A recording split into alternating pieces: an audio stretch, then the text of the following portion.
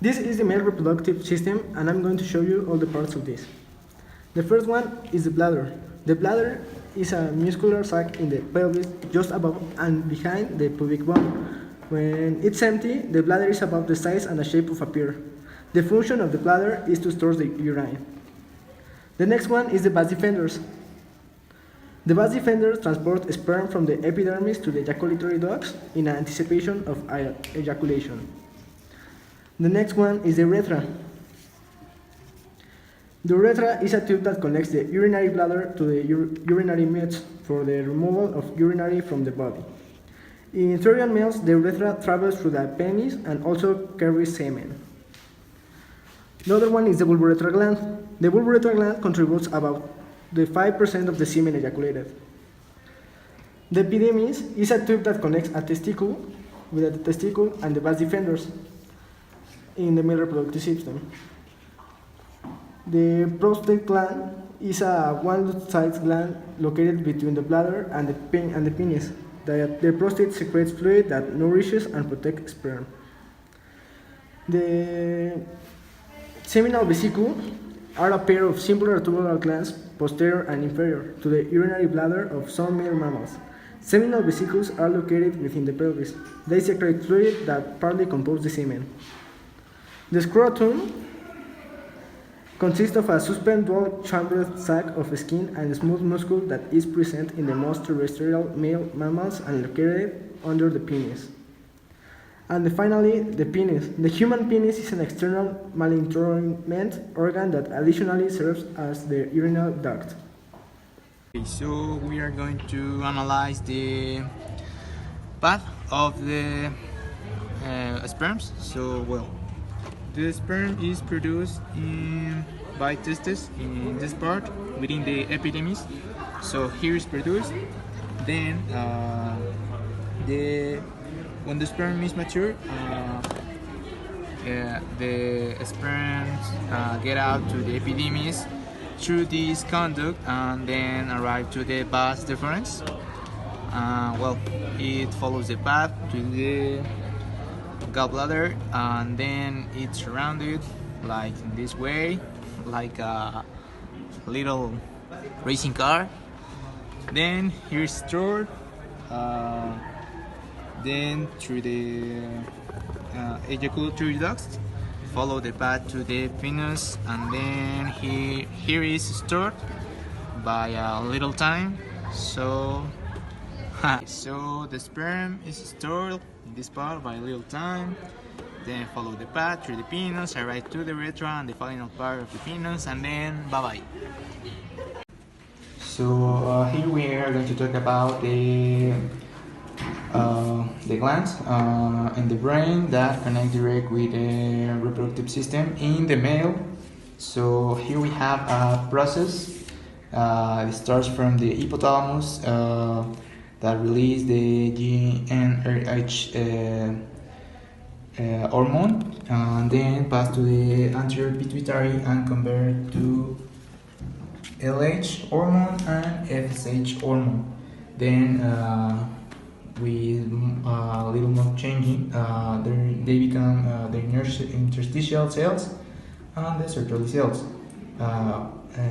Therefore, they became testosterone for the male, the inhibin also for the male. The testosterone promotes the secondary sex characteristics.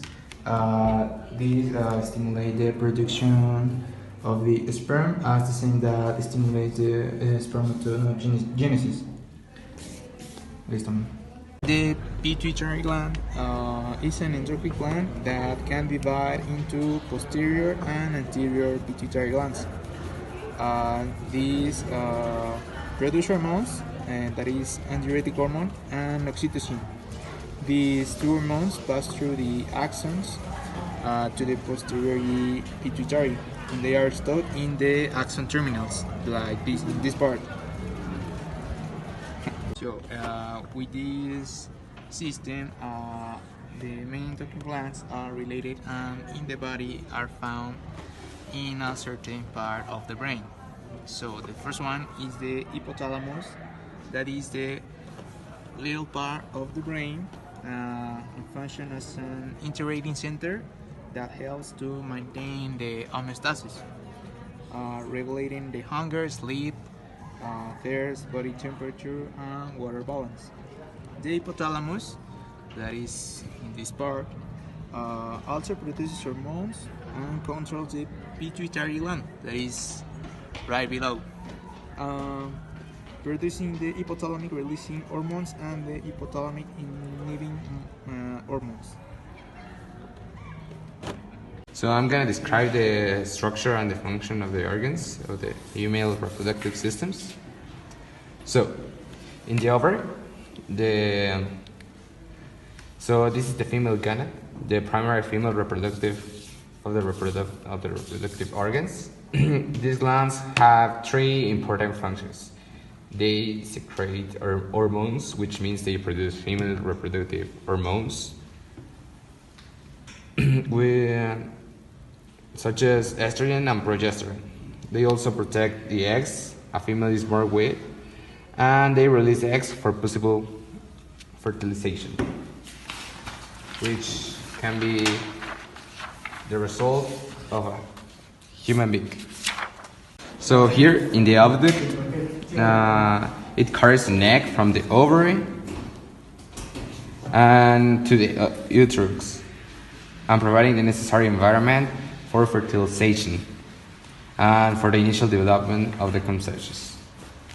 In the uterus, the cervix is a part of the female reproductive system that connects the uterus to the vagina. The function of the cervix is to allow flow menstrual fluid from the uterus into the vagina and direct the sperms into the uterus and intercourse.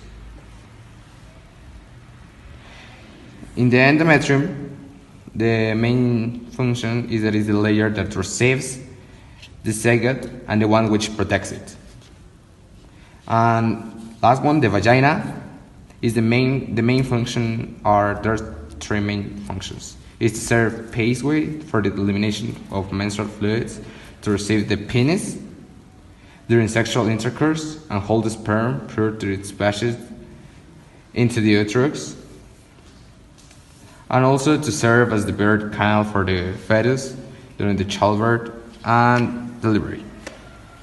So this is the external female reproduction system with its external genitals. So we have the cervix here, the vagina, there is a cavity, the rectum, the labium, there is the majora and the minora, the clitoris, the urethra, the urinary bladder, the mons pubis, which is basically to protect, and the ovary. And here can be all these things. So this is implantation, which is the process of the egg implanting on the uterine wall. And there is the part of the conception process that feels like the true beginning of pregnancy, which will end with a human being as well. So in the fertilization, the process of fertilization is a step-by-step process within as a result of a being human life. The fallopian tubes are the ones where most fertilizations takes place, and it happens for normal pregnancies. This is all the process of fertilization. Where is the ovary? There goes the zygote. So, an oocyte is produced in the ovary during the female gametognesis, and this is refers to the movement of the oocyte from the ovarian follicle to enter into the distal segment of the fallopian tube before fertilizations take place. Once fertilized in the ampullary segment, in the fallopian tube, the embryo spends about 5 days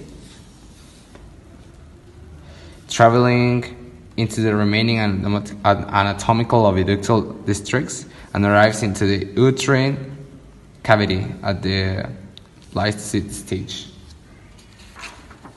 Something just like this. This is the ovary, And here's the oocyte, where it is produced, and the whole process. Well, in this part, we are going to talk about the female reproductive system.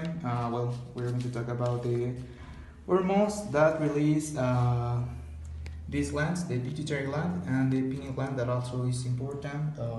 With the release of the oxytocin by the hypothalamus, then pass to the pituitary gland, and then came to this part. The hormone oxytocin causes the uterine contractions during the childbirth and the midway time during the lactation. The more the uterus contracts during the labor, the more the baby suckles the breast during the lactation, the more oxytocin is released from the hypothalamus. In both cases, the release of oxytocin is controlled by a positive feedback, where the stimulus continues to bring about an effect from virtuous cycle. Yeah. What's next? Okay, next is the ovarian circle and the uterine circle. It looks difficult, right? It is not. Look. The menstrual circle, as the name says, it is a regular natural change that occurs in a female reproductive system. Yeah, women. Well, if you're guessing, yes, this can make pregnancy possible. The cycle is required to reproduction of ovocytes and for the preparation of the uterus for pregnancy. Up to 80% of the women report having some symptoms during the 1 or 2 weeks prior to menstruation. Common symptoms include acne, tender breasts, bloating, getting tired, irritability, and mood change. It looks weird. Yes, it's a little bit sad. Why? Because these symptoms interfere with the normal life of a woman. Imagine that. You're walking the street, and then you have a horrible symptom. Yes, it's your menstruation. We have to live with this. Because someday, this menstruation cycle can get us to get birth to a baby. Let's explain more about this. The first period usually begins between 10 and 15 years of age, a point of time when we know is a menarche. They may occasionally start as easy as 8, and these months may still be normal.